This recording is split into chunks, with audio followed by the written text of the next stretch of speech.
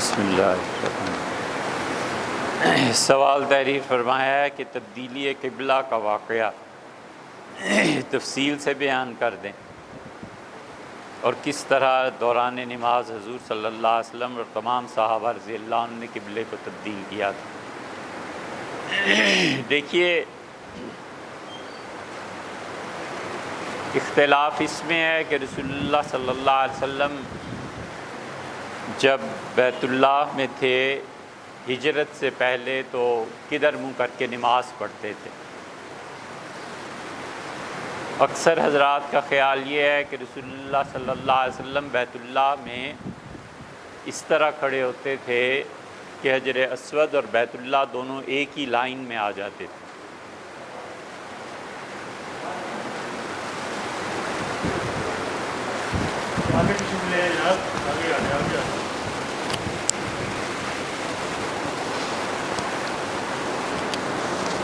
حضور صلی اللہ علیہ وسلم بیت اللہ میں نماز ایسے پڑھتے تھے کہ بیت المقدس اور قبلہ جو ہے بیت اللہ یہ ایک ہی لائن میں آ جاتے تھے۔ پھر جب آپ مدینہ منورہ پہنچے تو 16 مہینے اور 10 دن تک رسول اللہ صلی اللہ علیہ وسلم بیت المقدس کی طرف منہ کر کے نماز پڑھتے رہے، یہ بھی ایک رائے ہے۔ بیت اللہ کی طرف منہ کر کے نماز پڑھتے رہے، یہ بھی ایک رائے ہے۔ اور یہ کہ رسول اللہ صلی اللہ علیہ وسلم نے قبلتین کو جمع فرمایا، دونوں قبلوں کو، اور اس موقع پہ یہ بات کھل جاتی ہے کہ رسول اللہ صلی اللہ علیہ وسلم ہجرت سے بھی پہلے یہ چاہتے تھے کہ بیت اللہ قبلہ مقرر ہو جائے اور یہودیوں کے قبلے سے ہم ہٹا دیے جائیں۔ اور ایک تحقیق یہ بھی ہے کہ پرانے انبیاء علیہ السلام بھی قبلے کی طرف منہ کر کے ہی نماز پڑھتے تھے، بیت اللہ کی طرف۔ البتہ یہودی بیت المقدس کو اپنا قبلہ مانتے تھے، اور یہودیوں کی جو حکومت رہی ہے اور عیسائیوں کی کشمیر میں، اس سے معلوم ہوتا ہے کہ کشمیر میں جو نمازیں یہودیوں نے پڑھیں اور عیسائیوں نے، تو یہ سب بیت المقدس کو قبلہ مانتے تھے، بفا سے اوپر۔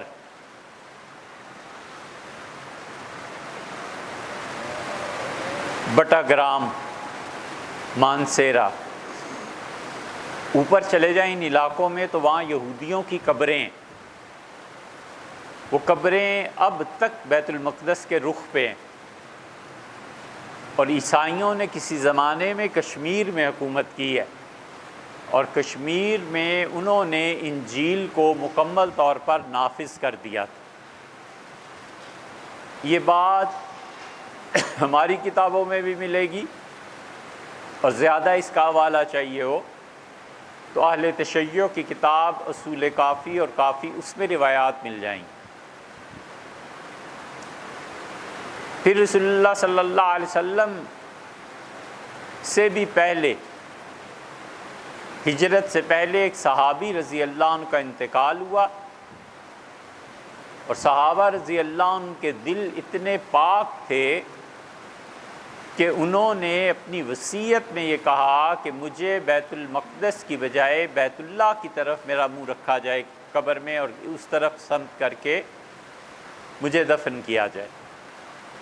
تو ہجرت کے بعد رسول اللہ صلی اللہ علیہ وسلم جب پہنچے ہیں تو آپ نے صحابی رضی اللہ عنہ کا پوچھا، اور آپ نے فرمایا وہ کہاں گئے؟ تو معلوم ہوا کہ انتقال کر گئے اور یہ وصیت کر کے گئے۔ تو رسول اللہ صلی اللہ علیہ وسلم نے اس پہ خوشی کا اظہار فرمایا۔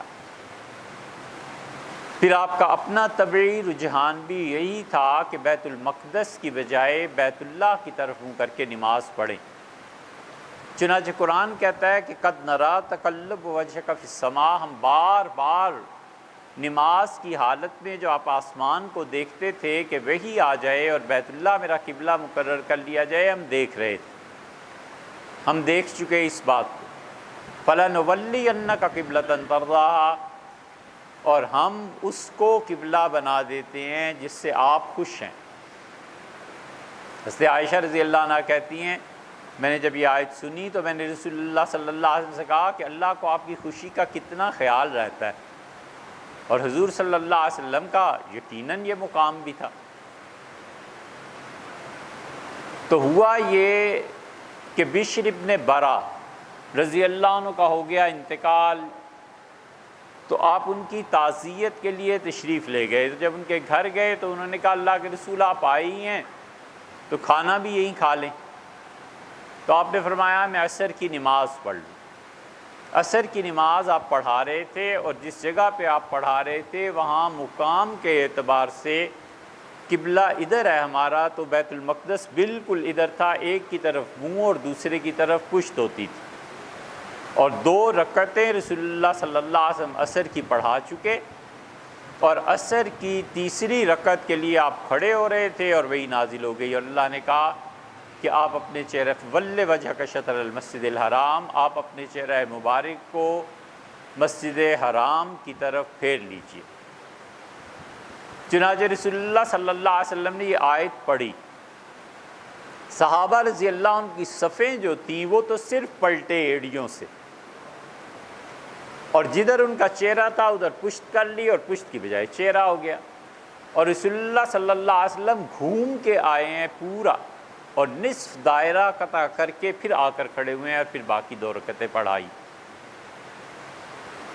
مسجد قباء میں جو لوگ تھے وہ جانتے تھے کہ رسول اللہ صلی اللہ علیہ وسلم کی زبردست خواہش ہے اور تمنا ہے کہ کسی طرح بیت المقدس کی بجائے بیت اللہ ہمارا قبلہ بنا دیا جائے، تو یہاں پر صحابہ کرام رضی اللہ عنہ جو تھے مسجد حضرت بشر رضی اللہ عنہ کے قریب کی مسجد میں، یہ سارے کہتے ہیں کہ عصر کی نماز میں قبلے کی تحویل ہوئی ہے۔ یہاں سے جو لوگ عصر پڑھ کے چلے گئے ہیں انہوں نے روایت کی کہ نماز مغرب کی پہلی ہے جو ہم نے قبلے کی طرف پڑھی، تو وہ قبلے کی روایت مغرب کی بیان کرتے ہیں۔ قباء میں اطلاع پہنچی ہے عشاء میں اور فجر میں، تو وہاں عشاء کے صحابہ رضی اللہ عنہ بیان کرتے ہیں اور فجر کی، اور جہاں ظہر میں پتہ چلا ہے وہاں ظہر کی۔ تو اس لیے یہ 5 نمازوں کی روایات آپ کو مل جائیں گی۔ اب آدمی جب پڑھتا ہے تو وہ کہتا ہے آخر ہوا کیا تھا کس نماز میں، تو جس کو جس وقت اطلاع ملی ہے اس نے اسی وقت کی روایت بیان کی ہے۔ یہ تھا تحویل قبلہ کا واقعہ، اور اس سے بھی تائید ہوتی ہے کہ رسول اللہ صلی اللہ علیہ وسلم جب مسجد نبوی کی بنیاد رکھ رہے تھے تو البار الرائق میں ابن نجیم رحمۃ اللہ نے یہ روایت نقل کی ہے کہ رسول اللہ صلی اللہ علیہ وسلم نے پہلا پتھر مسجد نبوی کا رکھتے ہوئے دیکھا، اور درمیان کے سارے حجابات اٹھا دیے گئے، اور جس طرح بیت المقدس میں جس طرح معراج میں یہ واقعہ پیش آیا تھا دوبارہ یہ واقعہ پیش آیا، اور آپ نے بیت اللہ کو دیکھ کر مسجد نبوی کا سنگ بنیاد رکھا، اور پھر نمازیں اسی پہ ہوئی ہیں۔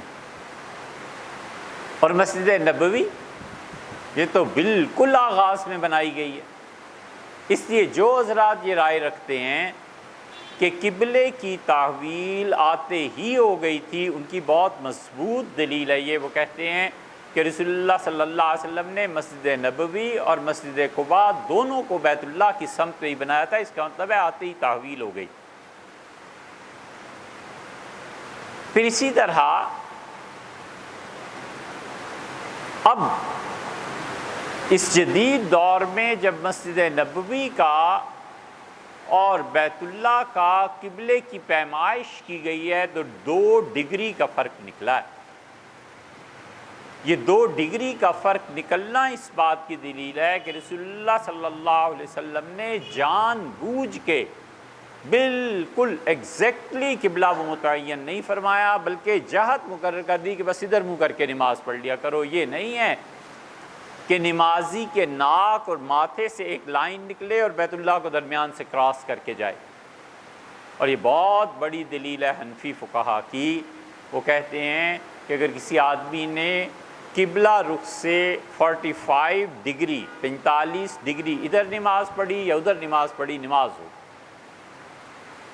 کیونکہ اللہ کا حکم یہ ہے کہ بیت اللہ کی طرف منہ کرو، تو قبلے کی طرف کسی بھی جہت سے منہ ہو جائے بس یہ کافی ہے۔ اور پھر اللہ نے اور بھی آسانی دی، اور اللہ نے کہا اگر تمہیں قبلے کا پتہ نہ چلے تو کہیں بھی سوچ سمجھ کے، بے دھیانی سے نہیں، سوچ سمجھ کے قبلے کا سوچ کے ادھر نماز پڑھ لو۔ فَإِنَّمَا تَوَلُّوا فَثَمَّ وَجْهُ اللَّهِ، تم جدھر بھی چہرہ گھماؤ گے اللہ تمہیں وہیں مل جائے۔ بہت بڑی آسانی اللہ تعالیٰ نے دی ہے۔ یہ ہوا ہے تحویل قبلہ کا واقعہ۔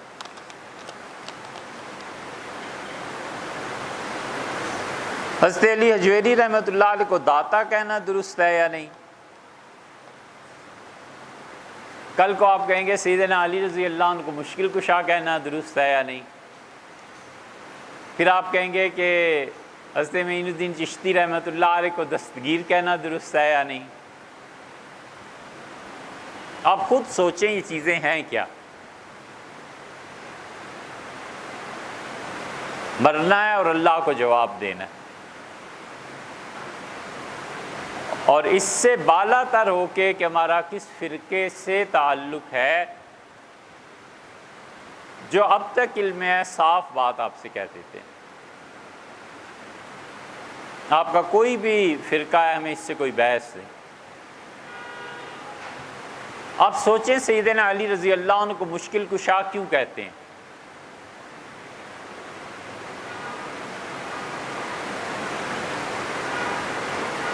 ہماری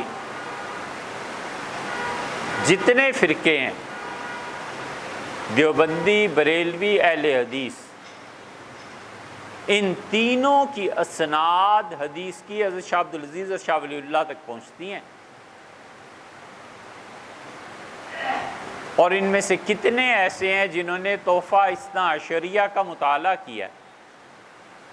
تحفہ اثنا عشریہ شاہ عبدالعزیز صاحب رحمۃ اللہ علیہ کی وہ مایا ناز کتاب ہے۔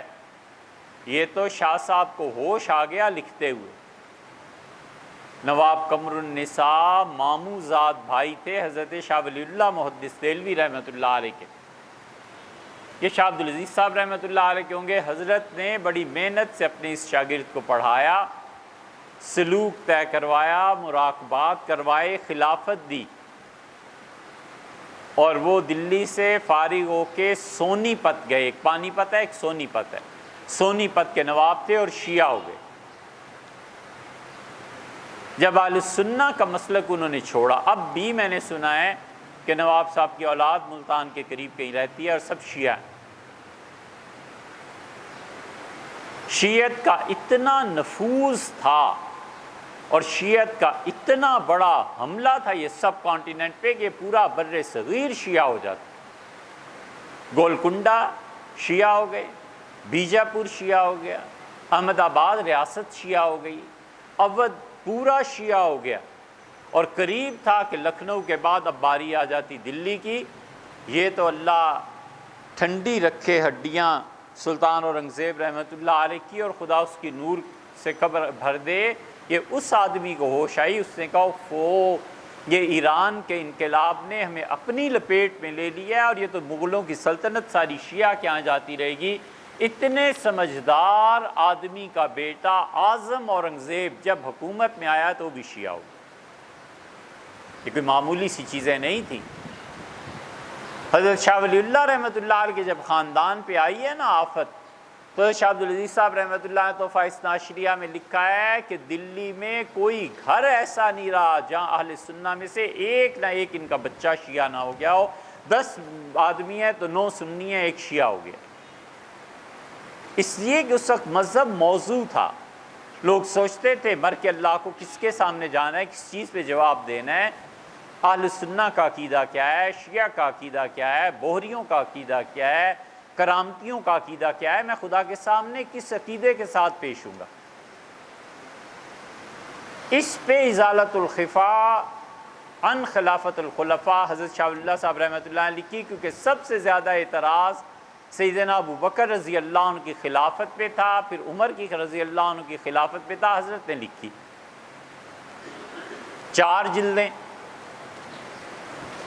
بیٹے آ گئے، بیٹوں نے بھی خم ٹھونک کے لکھا، اور حضرت نے شاہ عبدالعزیز صاحب رحمۃ اللہ علیہ نے تحفہ اثنا عشریہ لکھی، اور شیعت کا اتنا زور تھا کہ تحفہ اثنا عشریہ کے شروع میں لکھتے ہیں، اپنا نام نہیں لکھ سکے حضرت، اس ڈر سے کہ اگر میری کتاب یہ لوگوں میں پھیل گئی تو آ کے مجھے مار دیں گے شیعہ، اور اپنے والد کا نام نہیں لکھ سکے۔ آگے چل کر ایک جگہ لکھتے ہیں کہ دلی میں ایک بزرگ رہتے ہیں، اپنے والد شاہ اللہ کے متعلق فقیر ان کی خدمت میں حاضر ہوتا رہا ہے، اور انہوں نے ایک کتاب ازالۃ الخفا لکھی ہے۔ یہ نہیں لکھا کہ میرے والد تھے اور میں جاتا رہا ہوں، اتنا ڈر تھا کہ لوگ مار دیں گے۔ حضرت شاہ عبدالعزیز صاحب محدث دہلوی رحمۃ اللہ علیہ نے تحفہ اثنا عشریہ میں امیر المومنین مولا علی رضی اللہ عنہ کا جہاں ذکر آیا ہے وہاں لکھا ہے کہ مشکل کشائے دارین، دونوں جہان میں ہماری مشکلات حل کرنے والے سیدنا علی رضی اللہ عنہ، اب لڑو حضرت سے جا کے، تم سب کی سندیں حضرت کے یہاں سے جاتی ہیں، کہو حضرت مشرک ہو گئے۔ پڑھتے کیوں نہیں یار؟ اصل قصہ اتنا سا ہے کہ صحابہ رضی اللہ عنہم بڑے بڑے مشکل معرکۃ الآراء مسائل میں رجوع کرتے تھے سیدنا علی رضی اللہ عنہ کی طرف۔ سیدنا عمر رضی اللہ عنہ کا مثلاً واقعہ پیش آ گیا، اور سیدنا عمر رضی اللہ عنہ کے پاس لوگ آئے اور انہوں نے کہا شام کے لوگوں نے کہ یمن کے لوگوں نے کہ حضرت ہم پہ ٹیکس لگائیں۔ حضرت نے فرمایا کس چیز کا ٹیکس؟ انہوں نے کہا حضرت گھوڑے اتنے ہو گئے ہیں کہ ہم سمجھتے ہیں ہم پہ ٹیکس لگنا چاہیے۔ سیدنا عمر رضی اللہ عنہ سوچتے رہے، پھر فرمایا کہ گھوڑوں پہ ٹیکس نہ رسول اللہ صلی اللہ علیہ وسلم نے لگایا ہے، نہ مجھ سے بہتر تھے ابو بکر رضی اللہ عنہ لگایا ہے، میں کوئی ایسا کام کرنے کو تیار نہیں۔ لیکن بات ان کے جی میں رہ گئی، شورا بلائی، اور یعلا ابن امیہ رضی اللہ عنہ کا قصہ پیش آیا تھا، وہ ہم سنا چکے پہلے۔ تو یعلا اور ان کے بھائی پہ الزام لگا کہ انہوں نے جبراً گھوڑے خریدے ہیں، تو سیدنا عمر رضی اللہ عنہ اس کا فیصلہ کر دیا کہ کوئی جبر نہیں، لیکن یعلا نے کہا حضرت گھوڑے اتنے ہو گئے ہیں کہ سنبھالنے سے نہیں سنبھلتے، آپ کچھ کریں۔ حضرت عمر رضی اللہ عنہ ٹیکس سے نہ کر دی تھی، کہا ابو الحسن کو بلاؤ، علی آپ کی کیا رائے ہے؟ انہوں نے کہا حضرت آپ ٹیکس لگا دیں، لیکن ایسا لگائیں کہ اگر آپ کے بعد آنے والے خلفاء اسے ہٹانا چاہیں تو ہٹا دیں۔ اتنا بڑا فیصلہ کرنا تھا کہ زکوٰۃ رسول اللہ صلی اللہ علیہ وسلم لیتے تھے، ابو بکر رضی اللہ عنہ کے زمانے میں نہیں دی گئی تو انہوں نے جہاد کیا۔ یہاں بالکل برعکس مسئلہ تھا کہ عوام اپنے پاس سے دینے کو تیار تھے، اور امیر المومنین کیسے اجتہاد فرماتے کہ زکوٰۃ ہونی چاہیے گھوڑوں پہ بھی۔ یہ اتنا ہی بڑا فیصلہ تھا نا، ایک طرف زکوٰۃ نہ دینے والے اور ایک طرف دینے والے۔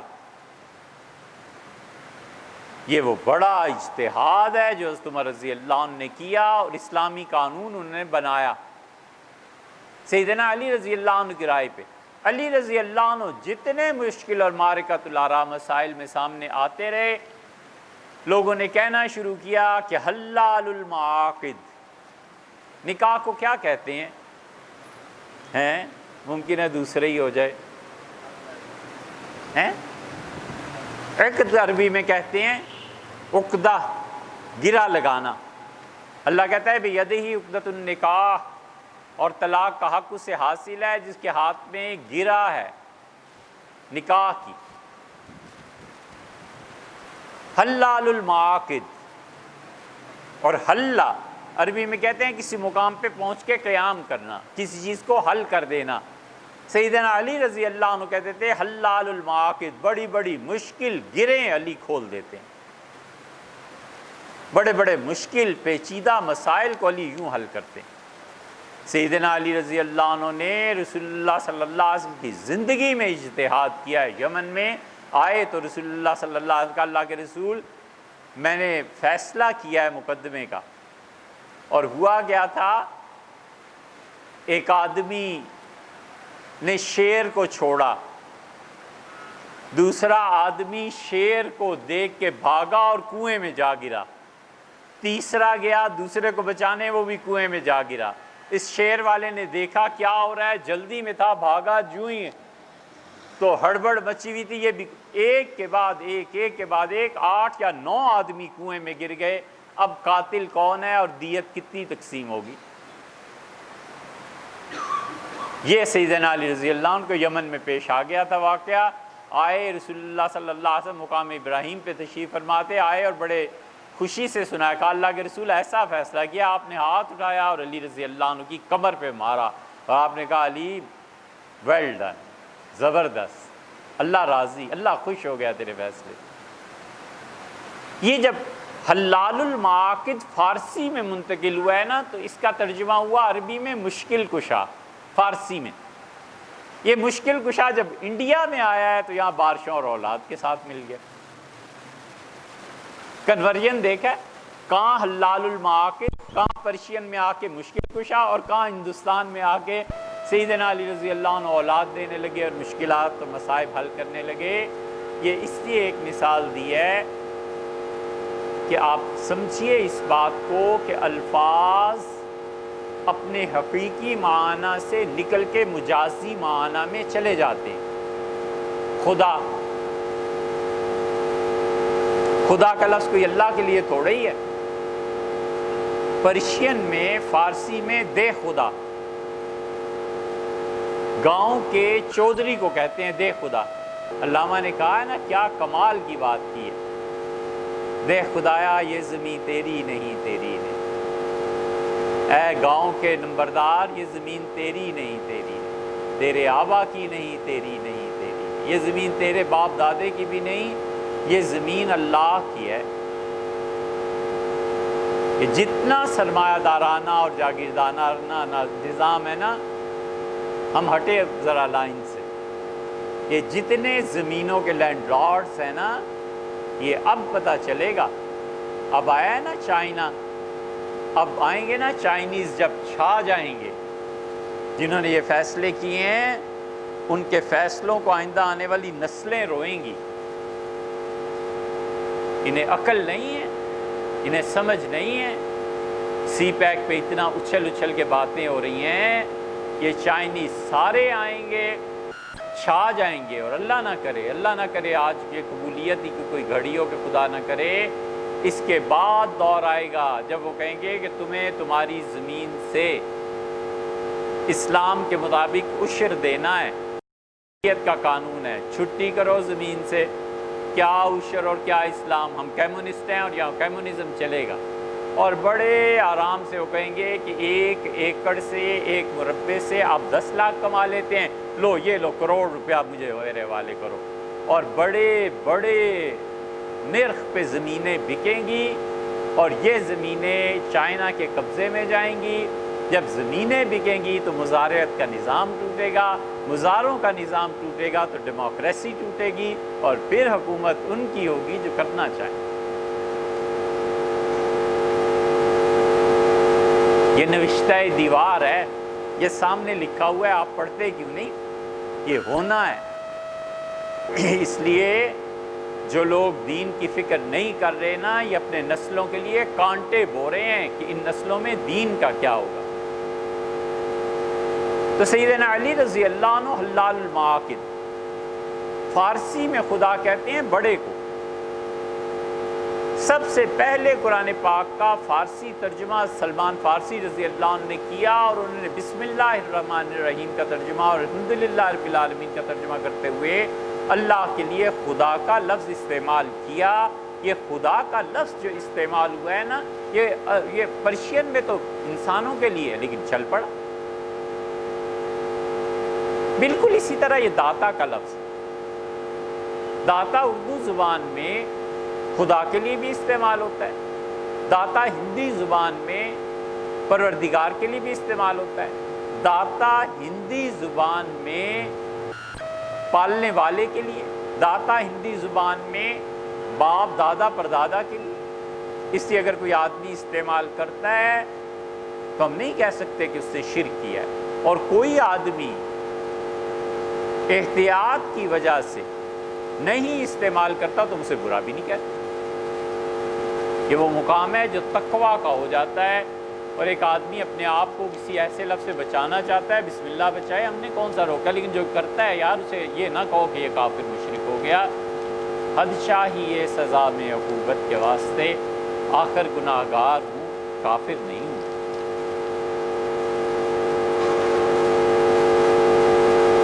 ناپاکی کی حالت میں مرد و عورت تلاوت قرآن پاک سن سکتے ہیں، تو کیا بغیر چھوئے دیکھ کر قرآن کی تلاوت بھی کر سکتے ہیں؟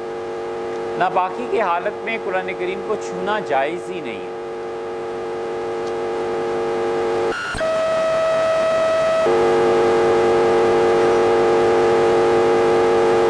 یہ بھیا پہلے بات ہو چکی ہے، بڑے نازک مسئلہ ہے، ہم نے پہلے بھی کہا تھا کہ بہت سمجھداری سے کام، یہ جو آپ نے لکھا ہے نا کہ گھر میں کوئی منحوس اور عورت منحوس اور بیوی اور خوشیوں کے دروازے، یہ ایک مرتبہ ہو چکا، یہ بہت باریک مسئلے ہیں، انہیں بار بار نہیں دہرانا چاہیے۔ نحوست سے جان چھڑایا جا سکتا ہے، ہاں، آپ نے بیوی کا لکھا ہے تو کیا مشکل ہے؟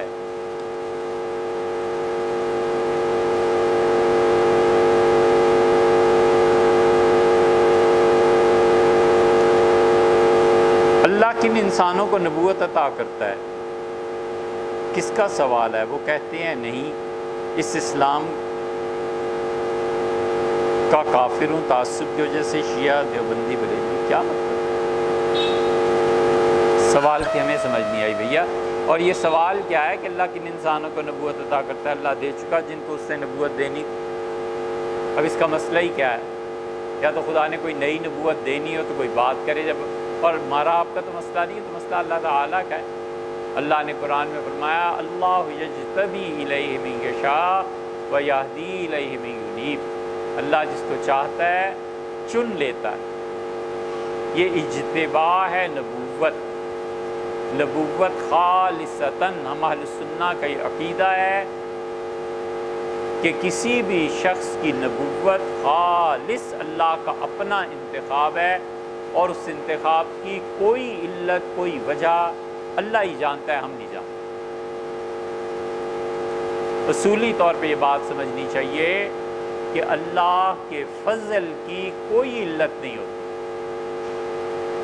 ایک بات یاد رہے نا، بہت سے زندگی کے مسائل حل ہو جاتے ہیں۔ اللہ کے فضل کی کوئی علت نہیں ہوتی۔ آپ گلی میں رہتے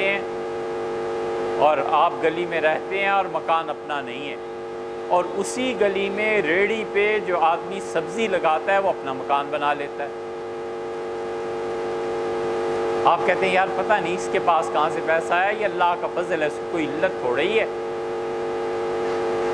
وہ یہ دیکھ کے تھوڑی دیتا ہے کہ یہ ریڑھی لگاتا ہے یا 17ویں گریڈ کا آفیسر، اس کی مرضی ہے، جس کو جی چاہے دے۔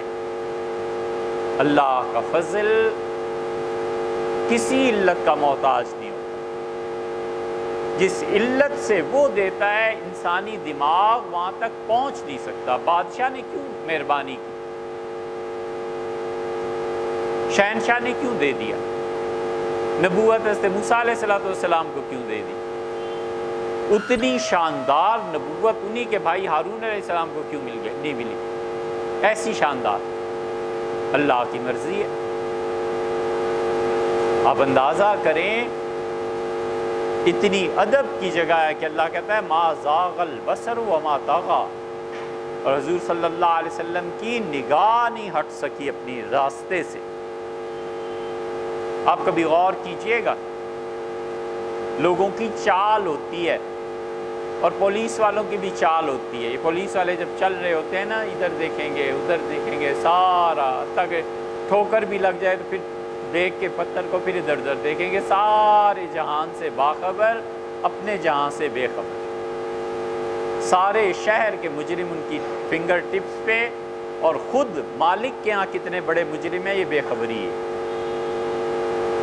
یہی ہوتا ہے نا، اللہ کے ہاں اتنا ادب اور احترام ہے کہ اللہ فرماتا ہے ما زاغ البصر وما طغى، نبی صلی اللہ علیہ وسلم کی نظر اپنی جگہ سے ہٹ نہیں سکی، اور کیا مجال ہے کہ وہ حد سے زیادہ کوئی بات کر لیتے۔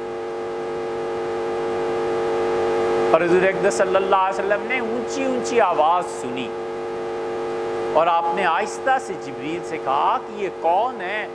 مقام ادب میں حق تعالی شانہ کے سامنے اتنی اونچی آواز. تو جبریل امین نے کہا اللہ کے رسول یہ موسیٰ ہیں. آتابا اس کا ترجمہ کریں، ناراض ہو رہے ہیں محبت کی وجہ سے اللہ سے، اور کہتے ہیں میرے بعد ایک آدمی آیا اور میری نبوت آپ نے اس سے زیادہ کر دی، اور میں نے دیکھا ہے کہ اس کی امت بھی میری امت سے بڑھ گئی ہے، وہاں لوگوں کی زیادہ بخشش ہو گئی ہے اور میرے یہودیوں کی کم بخشش ہوئی ہے. تو حضور اقدس صلی اللہ علیہ وسلم کے کہنے کا مطلب یہ ہے کہ میرا سانس رک گیا، اتنا ادب تھا. میں نے کہا یہ موسیٰ اتنی اونچی آواز سے. انہوں نے کہا ان کا پروردگار جانتا ہے کہ اس کا غصہ بڑا تیز ہے، اللہ نے اسے اجازت دے رکھی ہے کہ تو بول لیا کر. اس لیے اللہ نے اس کو کیوں اجازت دی ہوئی ہے اور یہاں کیوں اجازت، کوئی علت نہیں. اللہ کے فضل کی کوئی علت نہیں ہوتی. کیوں اتنا علم دے دیا ہے، کیوں اتنا پیسہ دے دیا ہے، کیوں کسی کو اتنا گورا بنا دیا ہے، اس کو کالا، اس کو اس طرح، اس کو اس طرح. اللہ کے فضل اور نبوت انہی چیزوں میں سے ہے، اس کی کوئی علت نہیں.